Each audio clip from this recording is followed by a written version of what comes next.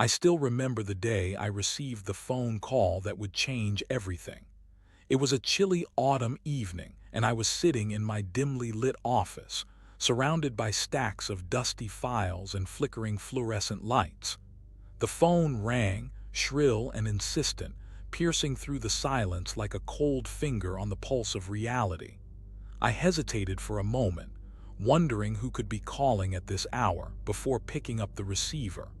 "Hello." My voice was barely above a whisper.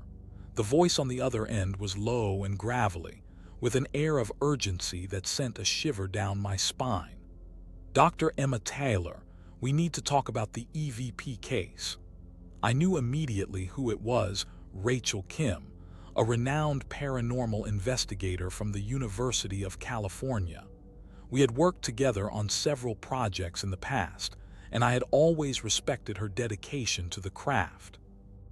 But something about this call unsettled me. "What's going on, Rachel? What's new?" Her voice was laced with a sense of desperation. "We've got a case that's been escalating for months. We think we're dealing with something malevolent." My heart skipped a beat as I listened to her words. Malevolent. That wasn't the kind of language they used in our line of work. "Tell me more," I urged, trying to keep my voice steady. Rachel hesitated, as if choosing her words carefully. "We've been investigating strange occurrences at an abandoned asylum on the outskirts of town. Equipment malfunctions, disembodied voices, all the usual EVP suspects." But there was something in her tone that suggested this wasn't just another case of residual energy or misinterpretation. "What's different about this one?" I asked, my curiosity piqued. Rachel took a deep breath before speaking. "We've been capturing some unusual audio, voices that don't seem to be coming from anywhere." My skin prickled with goosebumps as I listened to her words. Unusual audio, that was code for something sinister. "I'm in," I said, my voice firm despite the butterflies in my stomach. "When do we start?" Rachel's response was a low, ominous laugh that sent chills down my spine. "We're already on our way." The line went dead, and I was left sitting in silence, wondering what I had just gotten myself into. I arrived at the abandoned asylum on a crisp winter morning, the sun struggling to break through the dense fog that clung to the crumbling facade like a damp shroud. Rachel was already there, her equipment spread out before us like a scattered mess of wires and gadgets.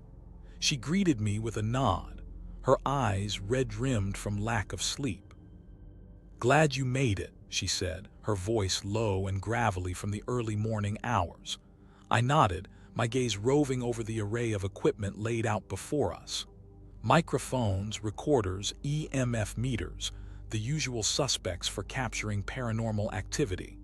But there was something different about this setup, something that told me we were in for a wild ride.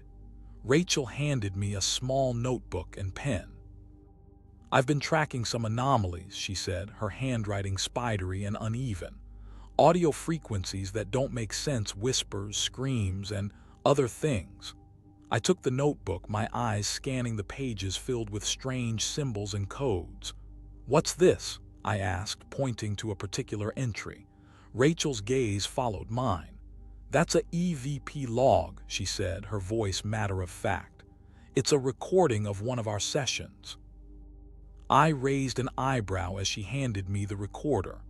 The playback was grainy and distorted, but what caught my attention was the sound itself, a low, mournful whisper that seemed to come from nowhere and everywhere at the same time.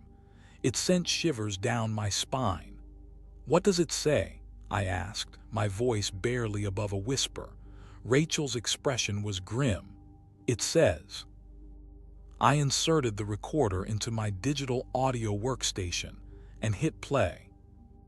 The whispering grew louder, more distinct, and I felt a chill run down my spine as I realized that it wasn't just a faint echo, it was a name. "Emily," I whispered back, my heart pounding in my chest. Rachel's eyes met mine, her expression a mixture of fascination and wariness.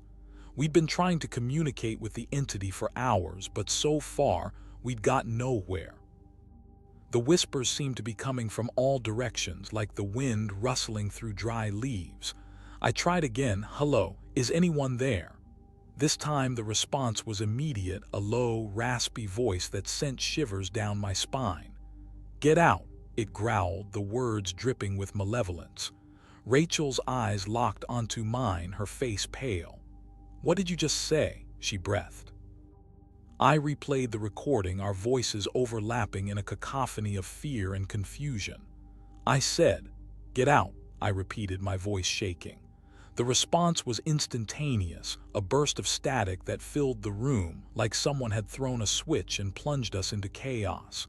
The equipment began to beep frantically, the lights flickering as if the very fabric of reality was unraveling. I grabbed Rachel's arm, my grip like a vice. "What's happening?" She shouted over the din. I shook her, trying to snap her out of it. "We need to get out of here." But she refused to budge, her eyes fixed on something behind me. I spun around, but there was nothing, just empty space and the echoes of our own sanity unraveling. And then I saw it, a figure standing just beyond the edge of perception, watching us with cold, dead eyes. I sat in front of the computer screen, my eyes fixed on the audio waveform that stretched out before me like a twisted, nightmarish landscape. The EVPs were still echoing in my mind, but now I was trying to make sense of them. Rachel and I had been analyzing the recordings for hours, poring over every detail, every nuance.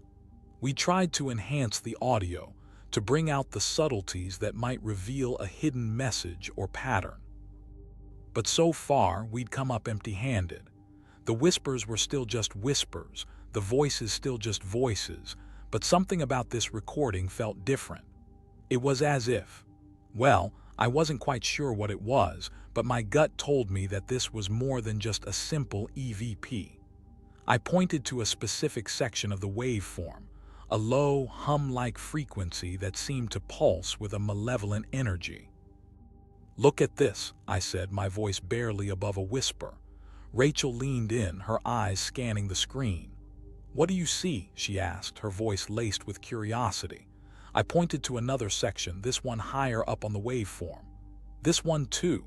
Her gaze followed mine, and for a moment we just stared at the screen, our minds racing with possibilities.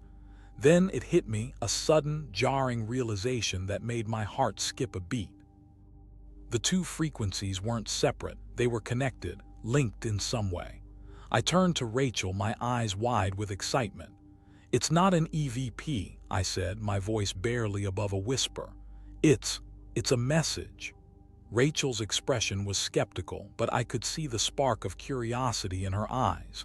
We spent the next hour poring over the waveform, trying to decipher the hidden code that lay within. And then, just as we were starting to make progress, the computer screen flickered and went black. The darkness seemed to press in around us as we fumbled for the flashlight batteries.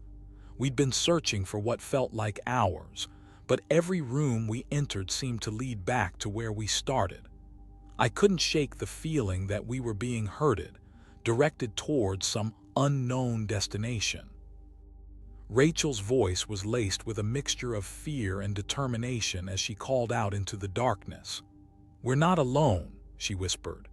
The beam from my flashlight danced across the walls, casting eerie shadows on the ground.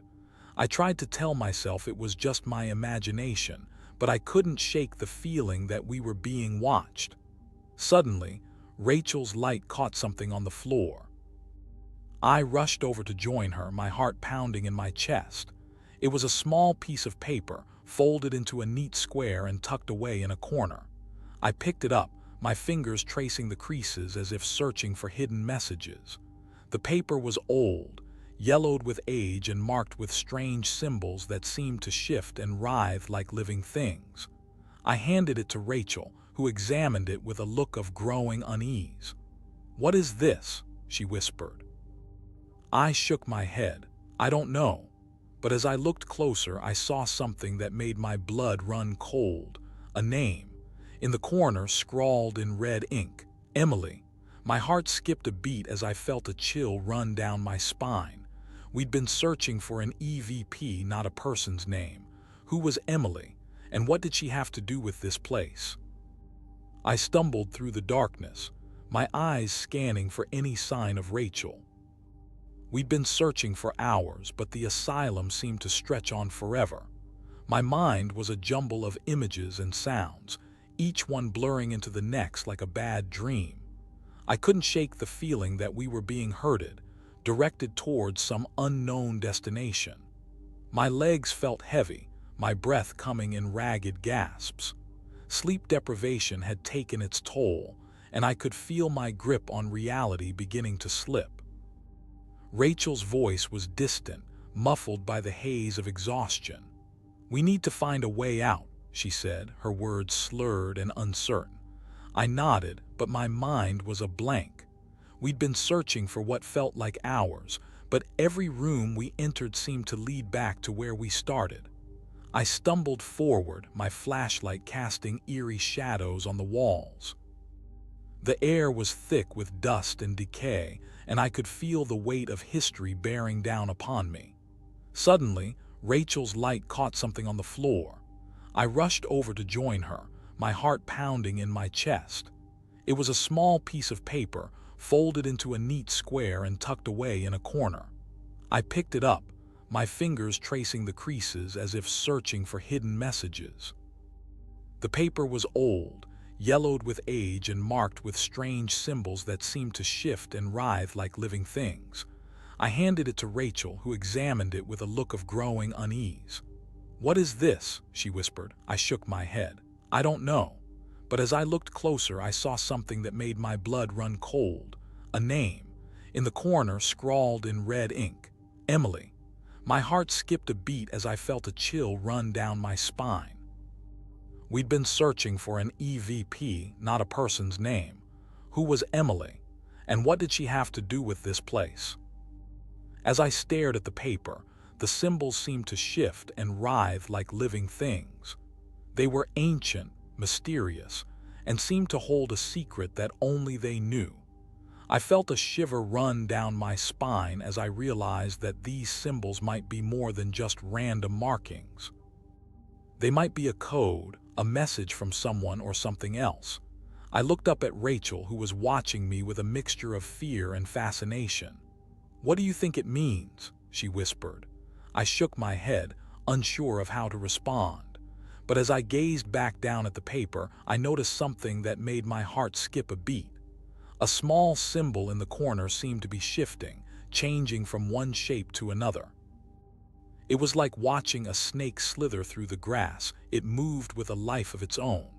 Suddenly, the symbol changed again, and I felt a jolt of electricity run through my body. The room around us began to blur and distort like a reflection in rippling water. And then everything went black. When I came to, I was lying on the floor, my head throbbing with pain. Rachel was kneeling beside me, her eyes wide with worry. "What happened?" she asked, her voice shaking. I struggled to sit up, my mind reeling with questions. What had just happened? And what did the symbols mean? As I looked around, I saw that we were no longer in the asylum. We were in a different room, one that was eerily similar to the last one we'd explored. But this time, there were symbols etched into the walls, symbols that seemed to pulse with a malevolent energy. "We're not alone," Rachel whispered, her voice barely audible. And then I heard it, a low, whispery voice that seemed to be coming from all around us. "Welcome home." We stumbled through the dark corridors, our flashlights casting eerie shadows on the walls. We had been searching for hours, but every door we opened led to more questions than answers. Rachel's eyes were red-rimmed from lack of sleep, and I could tell she was at her breaking point. "I think I saw something," she said, her voice barely above a whisper. I followed her gaze to a small door hidden behind a tattered tapestry. The door was old and worn, with a large iron knocker in the shape of a lion's head. Rachel's eyes were fixed on the door, her pupils dilated with excitement. "This must be it," she whispered. I nodded, my heart racing with anticipation.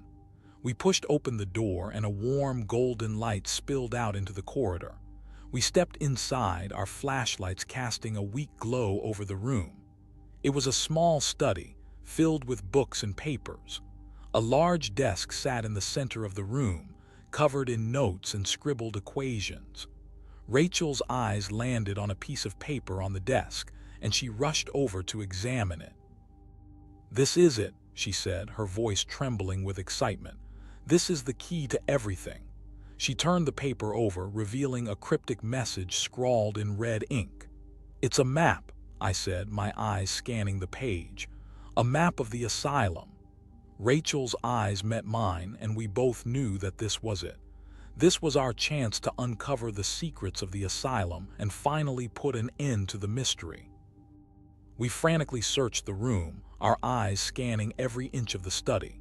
The map was the only clue we had, and we knew we had to decipher it quickly if we wanted to escape the asylum alive. Rachel's hands were shaking as she spread out the map on the desk, her fingers tracing the intricate lines and symbols. I stood beside her, my mind racing with possibilities. The map seemed to be a puzzle, with pieces that didn't quite fit together. But Rachel was determined, her eyes scanning every inch of the document until finally she let out a cry of triumph. "I've got it," she exclaimed, her voice barely above a whisper.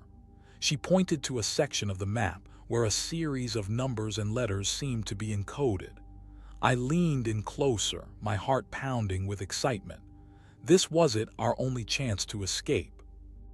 But as we began to work on the code, I couldn't shake the feeling that we were being watched.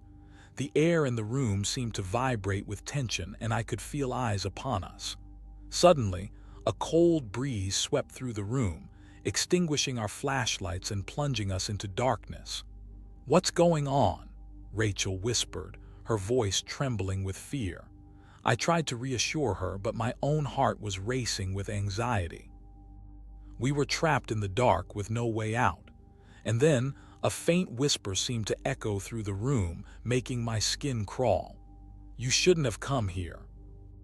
I felt a presence behind me, but when I turned around, there was no one there. The darkness seemed to press in on me from all sides, making my skin crawl with unease. Rachel's hand found mine, her grip tight and reassuring. "What is it?" she whispered, her voice barely audible over the pounding of my heart. I tried to speak, but my mouth was dry and my words caught in my throat.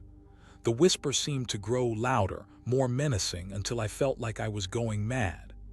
"You shouldn't have come here," it said again, this time with a malevolent glee that sent shivers down my spine. Suddenly, the lights flickered back on, casting an eerie glow over the room. We were standing in front of a mirror, its surface rippling and distorting like water. I felt a wave of nausea wash over me as I stared into the reflection staring back at me. But it wasn't just my reflection. There were others, twisted and distorted, their eyes glowing with an otherworldly light.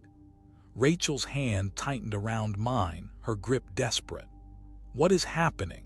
she whispered, her voice trembling with fear. I shook my head, unable to speak. The reflections began to move, their mouths twisting into cruel grins as they reached out to us with bony fingers. We stumbled backward, tripping over each other in our panic. But it was too late. The mirror shattered, sending shards of glass flying everywhere. And as we watched in horror, the reflections merged into a single, twisted form, a figure that looked exactly like me. I stared at my reflection in horror as it began to take shape. The figure's eyes glowed with an otherworldly light, and its mouth twisted into a cruel grin. I felt a surge of fear, but I knew I had to confront this entity head-on. "Who are you?" I demanded, trying to keep my voice steady. The figure didn't respond, but instead began to move towards me. Rachel grabbed my arm, her eyes wide with terror. "Don't let it touch you," she whispered urgently, but I was frozen in place, unable to move or speak. The entity drew closer, its presence filling the room with an unspeakable horror. Suddenly, a voice boomed from within its chest, echoing off the walls of the asylum. "I am the one who has been trapped here," it said, its words dripping with malevolence. "And you are the ones who have freed me." The entity raised its hand, and I felt a wave of darkness wash over me. But then something unexpected happened. Rachel spoke up, her voice clear and strong. "We don't want to hurt you," she said. "We just want to understand what's going on." The entity paused, its grin faltering for a moment. And in that moment I saw something glimmering behind its eyes, a spark of humanity, trapped and desperate. "Why?" the entity asked, its voice barely above a whisper. Rachel took another step forward, her hand still grasping mine. "We want to know why you're here," she said, "and how we can help you." Rachel took another step forward, her hand still grasping mine. "We want to know why you're here," she said, "and how we can help you." The entity's eyes seemed to bore into Rachel's soul, as if searching for something deep within. And then, in a voice that was both familiar and yet completely alien, it spoke.